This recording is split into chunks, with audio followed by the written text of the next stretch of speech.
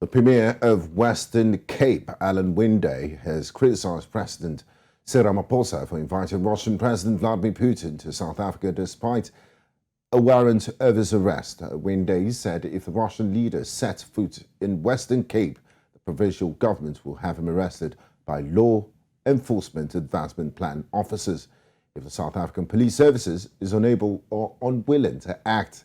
This week, President Ramaphosa and the ANC left the country confused after saying the government intends to withdraw from the International Criminal Court, a statement which they later withdrew. The Western Cape government says it will not fight for the fundamental rights and freedoms of citizens, but it will not only fight for the fundamental rights and freedoms of citizens, but it is also willing to show solidarity with Ukraine by taking a stand against the brute force unleashed on its civilians by Russia.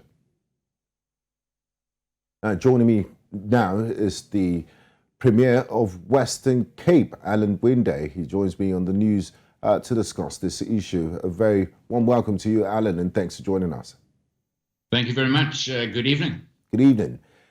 Now, Alan, the government of South Africa and the ruling party have insisted that Russian President Vladimir Putin is welcome in South Africa. Your party, on the other hand, is insisting once Putin steps his foot in Western Cape, he will get arrested. Why is your party going against the government of the day? And why have you decided to take this stand?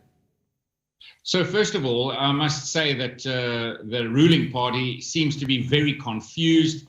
The party itself flip-flopping from one side to the other. The president also doing the same thing. Today we celebrate freedom in South Africa.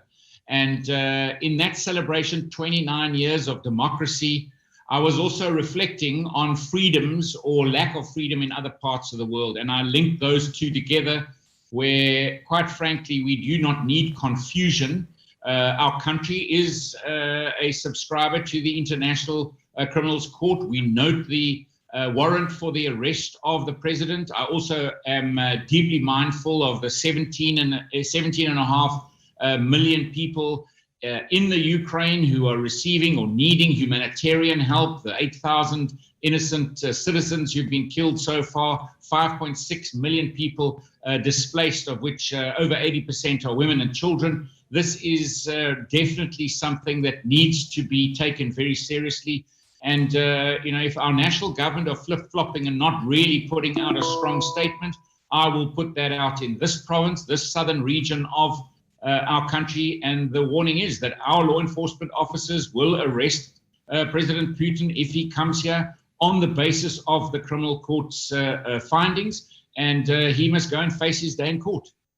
Now, Alan, President Vladimir Putin is, Russia is nuclear powered. They're a member of the United Nations Security Council, and he's even threatened those who cross his path.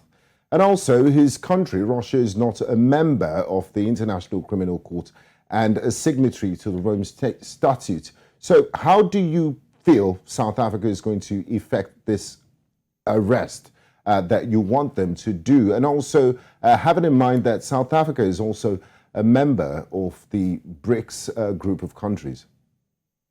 Correct. I mean, even though we're a member of BRICS, our province trades with China, it trades with Brazil, trades with India.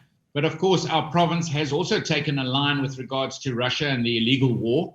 And we subscribe to the rule of law. We subscribe to a constitution. And I also subscribe to the International Court and their rulings. So that's why I'm saying we will draw a line in the sand in this province. And just as I would presume that any other country who subscribes to the ICC will do exactly the same thing, so will we in this province. I won't, hesitate. And of course, we could have a big threat from mighty Russia, but quite frankly, we still have to do the right thing. And that's why I am putting out that warning shot that put your foot in this province. We will facilitate the arrest. And then we will make sure that that you are handed over to the ICC.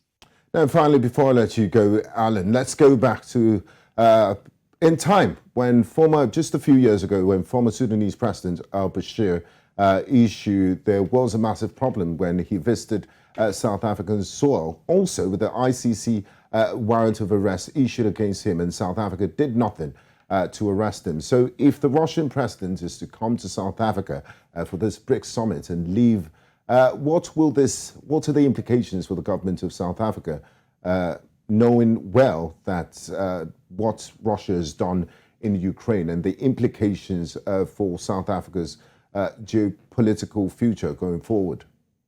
Yeah, I mean, I wasn't in this position at that time, but I remember it very well. And I was very ashamed of our country when we are not able to stand up and do the right thing. And so now I'm in that position that I can make a strong statement, and I'm doing exactly that. I think it will be disastrous for South Africa if our government is not strong enough to deal with our membership of the ICC and do the right thing. Well, then I think President Putin should then not come to South Africa at the BRICS summit. Alan Winde, Western Cape Premier, it's been an absolute pleasure talking to you. Thank you very much for your time and insight. We appreciate it. Thank you.